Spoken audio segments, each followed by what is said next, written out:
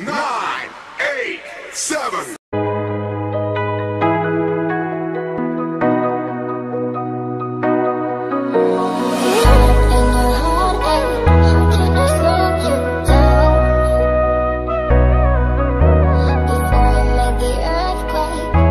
Bismillahirrahmanirrahim. Assalamualaikum warahmatullahi wabarakatuh. Kembali lagi bersama saya di channel tercinta Ari Teacher Bahasa. Kini kita akan membahas tentang ejaan dan tanda baca. Sebelum kita membahas tentang ejaan dan tanda baca, jangan lupa di like, di share, di komen, dan yang paling pasti dan paling tentu adalah di subscribe. Oke, baik teman-teman, kita langsung saja membahas tentang ejaan dan tanda baca. Oke, hari ini kita akan belajar penulisan ejaan, tanda baca, dan afiksasi dalam kalimat. Nah, perhatikan contoh soal berikut. Pengembangan nilai-nilai karakter dalam bahasa Indonesia. Kemudian yang kedua, peningkatan kinerja dan karakter karyawan PT Sejahtera Abadi. Nah, coba baca dan teliti. Apa yang menjadi kesalahan ejaan dan tanda baca pada penulisan judul karya ilmiah ini? Coba. Baik. Saya beri waktu 10 detik. Apa yang menjadi kesalahan ejaan dan tanda baca pada judul karya ilmiah ini? Baik, teman-teman. Kita langsung saja bahas. Oke, penulisan yang benar adalah pengembangan nilai-nilai karakter dalam pembelajaran bahasa Indonesia. Nah, ini yang benar. Coba kita lihat lagi, pengembangannya P-nya belum kapital, masih biasa. Kemudian nilai-nilai karakter, coba lihat sini, nilai-nilainya belum kapital, karakternya belum, bahasa Indonesianya juga belum. Oke, kalau dalam tetap huruf kecil. Kemudian yang kedua, peningkatan kinerja dan karakter PT Sejahtera Abadi. Kita lihat yang salahnya di mana? Ternyata di peningkatannya ya, P-nya harusnya kapital, kinerjanya harusnya kapital. Kalau dan tetap masih kecil, huruf kecil. Kalau karakternya juga kapital, karyawannya kapital, PT T-nya kapital, Sejahtera S-nya kapital, dan A-nya kapital. Oke, teman-teman? Sudah mengerti sekarang? Baik, kita lanjutkan ke pembahasan berikutnya. Aturan ejaan penulisan judul. Oke, kita lihat. Huruf kapital digunakan di setiap awal kata, kecuali kata hubung. Ingat, kecuali kata hubung. Di, ke, dari, dan, yang, untuk, oleh. Nah, ini merupakan kata atau huruf di awal kata. Ya, jadi kata hubung. Jadi kalau kata hubung biasanya ini digunakan, huruf kapital digunakan setiap awal kata, kecuali ini ada kata ini. Kalau ada kata penghubung, jadi tidak menggunakan huruf kapital. Oke.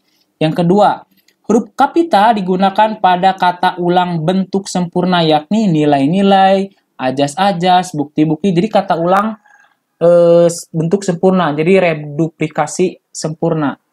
Nilai-nilai berarti nilai-nilai N-nya kapital, N-nya lagi kapital, seperti itu. Kemudian yang ketiga, huruf kapital digunakan untuk menyebutkan nama. Nama apa? Nama perusahaan, nama negara. Misalnya bahasa Indonesia. Nah, B-nya harus kapital. PT Sejahtera Abadi. Nah, ini nama perusahaan harus kapital. Oke, kita lanjutkan ke pembahasan berikutnya. Aturan tanda baca penulisan judul. Coba lihat di sini. Tanda hubung, ini strip, digunakan untuk menyambung unsur kata ulang, yakni nilai-nilai, pura-pura, kemerah-merahan. Itu yang pertama. Kemudian yang kedua, tanda titik tidak digunakan di akhir judul. Oke, ketika ada judul, kalian tidak boleh menggunakan tanda titik. Oke.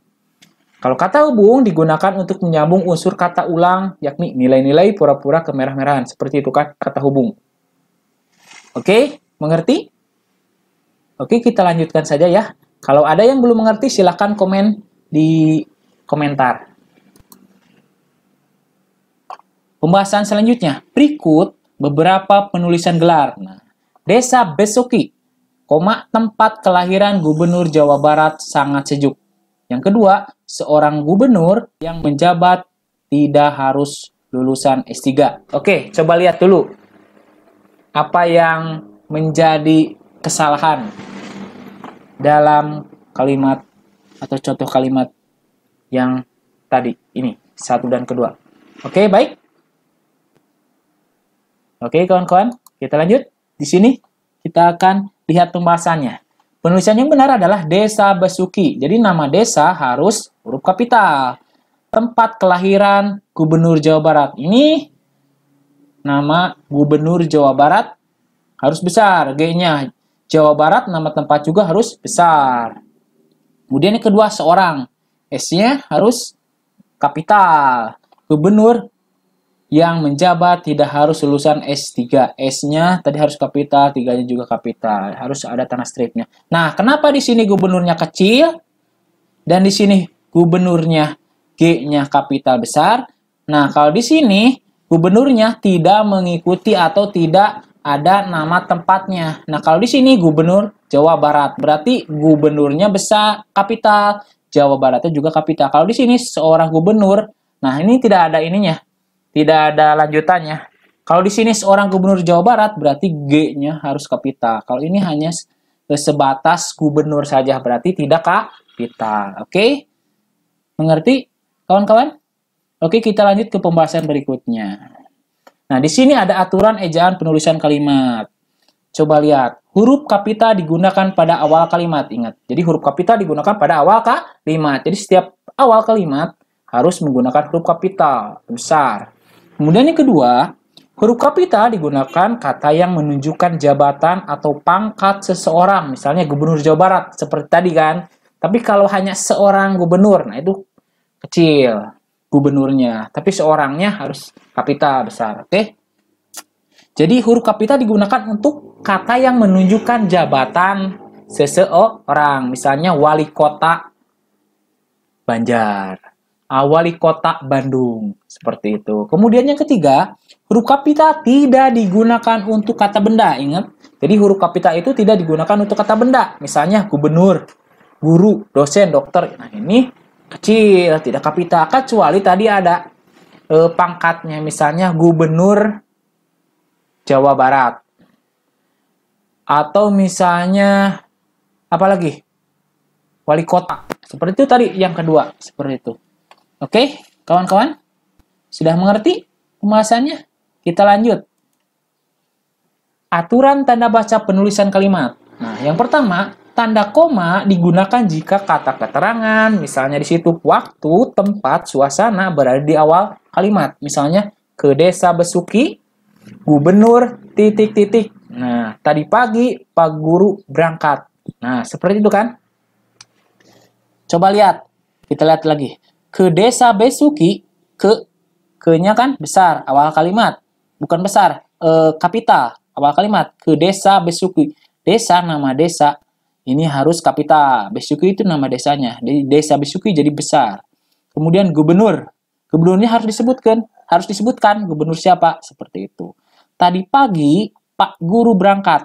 Nah, Pak Gurunya kapital, seperti itu. Berangkat. Kalau misalnya tadi pagi guru lewat, gurunya harus kapital atau tidak? Tidak ya, rekan-rekan, teman-teman. Kalau ada Pak Gurunya berarti harus Pak Gurunya kapital. Oke? Lihat, coba lihat di sini. Nah, di sini kan huruf kapital tidak digunakan untuk kata benda. Misalnya guru, gubernur, guru, dosen, dan dokter. Kecuali ada lanjutannya. Misalnya Gubernur Jawa Barat, guru besar, seperti itu. Guru Andri, guru Rian, seperti itu. Oke, teman-teman. Lanjut ya. Tanda hubung digunakan untuk merangkai, misalnya S3, ke-2, ber-KTP, se-Jawa Tengah. Jadi kata hubung ini bisa merangkai kata ya. Maksudnya merangkai, misal tadi S3. Jadi jangan S, tidak pakai spasi, tidak pakai hubung, langsung S2 ya. Nah, itu salah. Harusnya S atau kurang tepat. Harusnya S strip 3 seperti itu. Jadi ada kata hubungnya. Atau misalnya ber-KTP seperti itu. Baik. Yang ketiga, tanda hubung tidak digunakan untuk merangkai singkatan. Misalnya BP3K. Jangan. Jadi B strip, P strip, 3 strip, K strip itu salah. Harusnya BP3K. Jadi jangan ada kata hubung. Itu untuk singkatan atau akronim. Tidak boleh ya. Oke, baik. Teman-teman, mungkin cukup sekian dari saya pembahasan kali ini tentang tadi yang dibahas ejaan dan tanda baca. Terima kasih atas perhatiannya. Mudah-mudahan ilmunya bermanfaat. Jangan lupa di-subscribe, di-like. Apabila ada pertanyaan silahkan di komen. Wabillahi taufiq wal hidayah. Assalamualaikum warahmatullahi wabarakatuh.